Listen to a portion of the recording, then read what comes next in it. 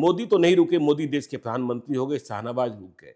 लेकिन मैं जब इतिहास में जाता हूं, जब कहानियों को जानता हूं, तो मोदी अब भी आपको प्यार कर रहे थे।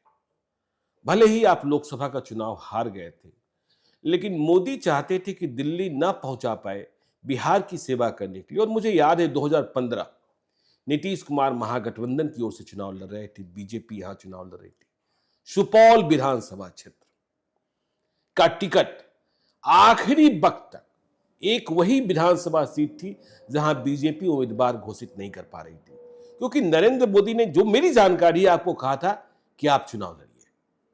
बड़े खोजी पत्रकार हैं आप। लेकिन पता नहीं क्या हुआ, क्यों हुआ, मोदी जी बाहर चले गए और आप चुनाव लड़ने को तैयार नहीं हुए। मेरा ये बात मैं आज पहली बार स्वीकार करता हूं जी कि पार्टी ने मुझे कहा था।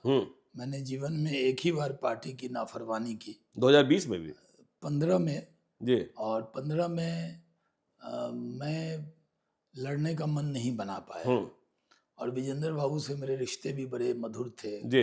तो मैं वहाँ सुपौल नहीं लड़ पाया। दूसरी सीट भी ऑफर हुई थी। जी बिल्कुल। एक सीट एकदम पटना से लगी हुई सीट भी मुझे ऑफर हुई थी, लेकिन मैंने मना कर दिया। जी। फिर 20 में भी पार्टी की तरफ से कोशिश हुई। हाँ, 2020 में तो पार्टी आपको भागलपुर से लड़ाना चाहती थी कि चलिए, भागलपुर में जो आपने कहा कि 37,000 मतों से आपने 2014 में लीड किया था और भागलपुर में बीजेपी हार रही थी, अश्विनी चौबे उधर सांसद बन गए थे, अश्विनी चौबे की बेटी को टिकट नहीं मिल रहा था, तो शाहनवाज हुसैन को विधायक बनाना चाहती, लेकिन फिर आप पीछे हट गए। नहीं, हम पीछे नहीं हटे जी। मैंने पार्टी से कहा कि अभी मेरी लड़ने की जगह मैं कैंपेन करूंगा जी। और कैंपेन का क्या हुआ कि मुझे कोरोना हो गया। वो तारकिशोर प्रसाद जी का नॉमिनेशन करा के सुशील मोदी में वो हो गए, देवेंद्र फडणवीस जी, ये सब कोरोना पीड़ित हो गए और मैं तो पूरे कैंपेन में ही नहीं रह पाया। बिल्कुल। तो अगर मैं लड़ता भी तो कैंपेन नहीं कर पाता, क्योंकि पूरे चुनाव में ही मैं कोरोना में था जी। तो पार्टी का काम कर रहे हैं। नहीं, पार्टी का काम कर रहे हैं। देखिए, अब 2025 में हम पहला पॉलिटिकल पॉडकास्ट कर रहे हैं और आप भी। 2025 में बिहार में चुनाव है। देखिए, अब लोकसभा चुनाव तो बचा नहीं, विधान परिषद में भी कोई गुंजाइश बची हुई नहीं है। पार्टी कह दे शाहनवाज हुसैन जी भागलपुर कांग्रेस के कब्जे में है और आप कह रहे हैं कि नीतीश कुमार के नेतृत्व में 200 से अधिक सीटें जीती जानी है, शाहनवाज हुसैन चुनाव लड़ने को तैयार होंगे विधानसभा का? क्योंकि आपने कहा कि बहुत अधूरे काम बचे हैं। एक मकान को बनाने में 5 साल का वक्त लगता है, आप तो 1.5 साल में ही निकाल दिए गए थे या निकल लिए थे। जो औद्योगिकरण की शुरुआत आपने की थी, और नीतीश कुमार आज भी आपको प्यार करते हैं, तो क्या विधानसभा का चुनाव शाहनवाज हुसैन लड़ेंगे यदि पार्टी कहती है कि फिर से आप पीछे हट जाएंगे?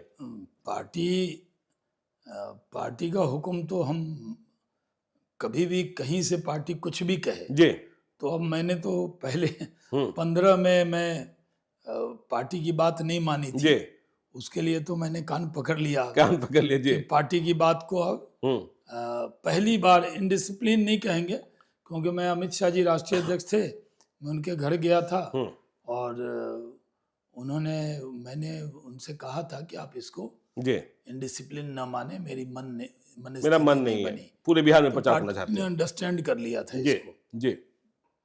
पार्टी जो हुक्म करेगी जी, हुक्म की तामील करेंगे।